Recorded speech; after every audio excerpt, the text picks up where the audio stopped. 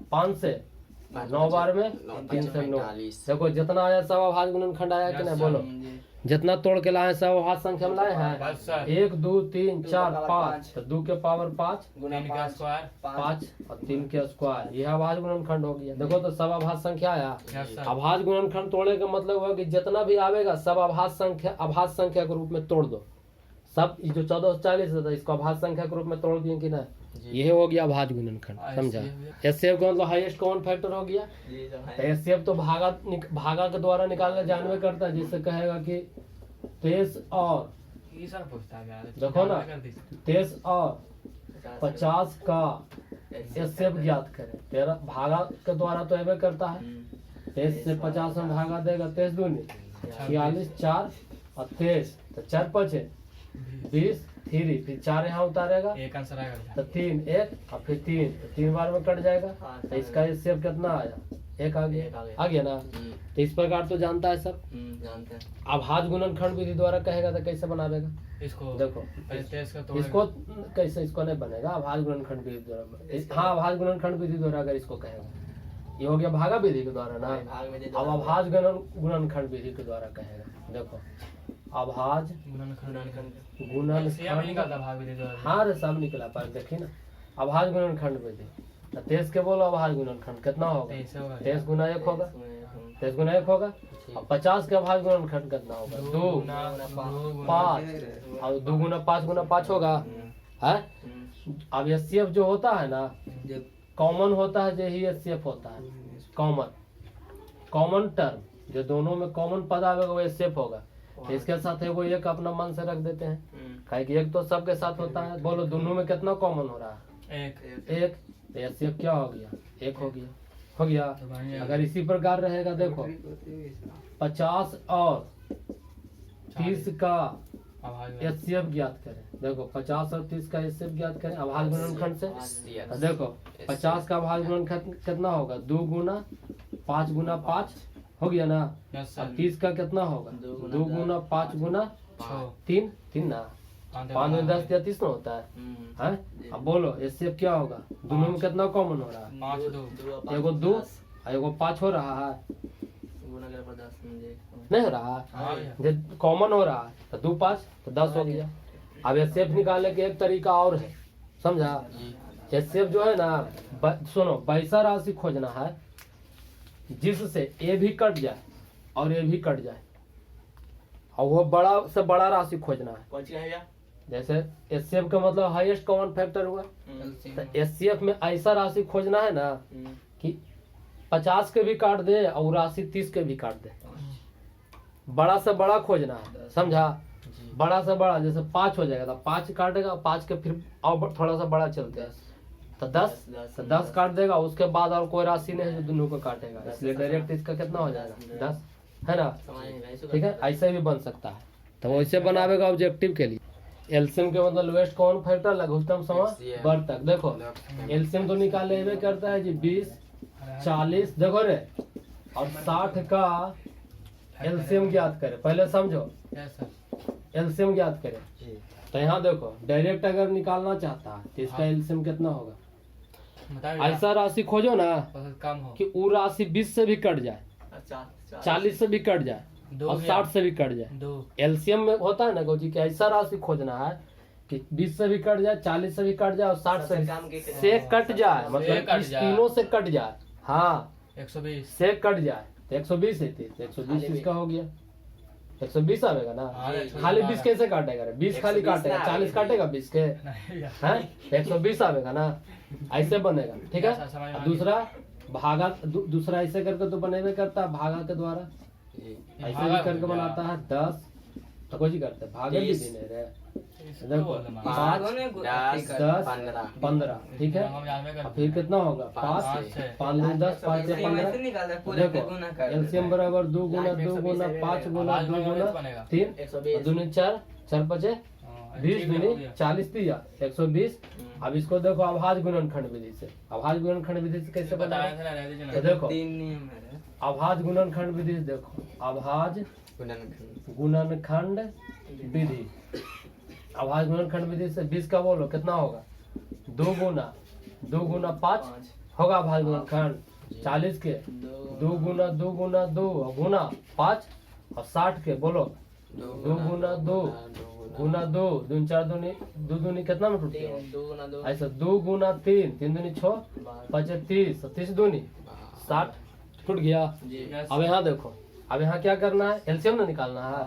तो देखो उसमें कॉमन ना लेते थे, इसमें जो मिल गया उसको एक बार और जो नहीं मिला उसको लिख देंगे, उसको भी लिख देंगे। दो मिल तो कौन कौन मिलता है देखो, 2 मिल गया खाली हो देखो 2 को 2 मिलता है, 2 को 2 2 को 2 और फिर इसमें 2 को 2 मिल गया तो 3 2 को 2 लिखा गया, एगो 5 मिला दोनों में, एगो 5 लिखा गया। अब बोलो जो नहीं मिला उसको लिख दो। तो कौन कौन नहीं मिला, 2 नहीं मिला, 3 नहीं मिला, 5 नहीं मिला।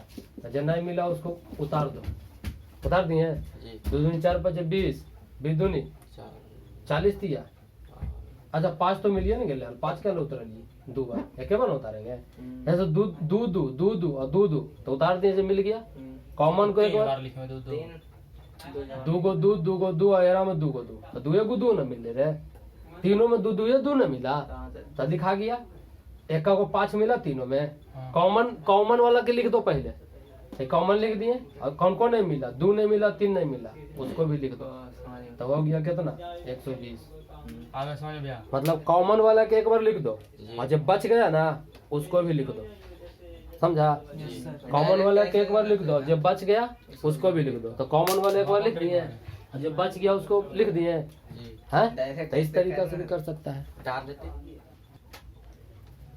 जैसे इसको ये तो ऐसे बता दे, कॉमन वाला लेके तुम चाहेगा तो अधिकतम पावर को भी एक बार लिख सकता है। देखो इसमें 2, इसको जैसे इसको हम क्या लिख सकते हैं, 2 स्क्वायर 2 के स्क्वायर गुना 5, इसको 2 के क्यूब गुना 5 और इसको क्या लिख सकते हैं 2 को 2। हाँ तो 2 के 2 स्क्वायर और 3 गुना 5। तो जो ज्यादा पावर है उसको भी लिख सकता है। देखो तो ज्यादा पावर तीनों में कौन है, 2 के पावर 3 ना, 2 के पावर 3 लिखा गया। अब देखो फिर ज्यादा पावर कौन है, इस पर भी है, किस पर भी है, किस पर भी है। 5 पर एक ना अधिकतम पावर है, तो 5 देखी को 5 नहीं दिखाएगा। उसके बाद अधिकतम पावर 3 के पावर 1, एकरा में को पावर नहीं 3 पर, एकरा में कौन था अधिकतम है ना हुआ, तो इसको भी लिख सकते हैं 120 हो गया। ऐसा भी कर सकता है, मतलब एलसीएम में अधिकतम पावर लिख सकता है। एक और होता है कुछ एलसीएम गुना एचसीएफ बराबर क्या होता है, पहली संख्या गुना दूसरी संख्या, द्वितीय संख्या के लिए 7 होता है, द्वितीय संख्या के लिए 7 होता है, 3 संख्या के लिए ना एचसीएफ गुना एलसीएम बराबर पहली संख्या गुना दूसरी संख्या गुना तीसरी संख्या नहीं होगा ना। एचसीएफ गुना एलसीएम बराबर पहली संख्या गुना दूसरी संख्या, इसी के लिए 7 होगा। ठीक है।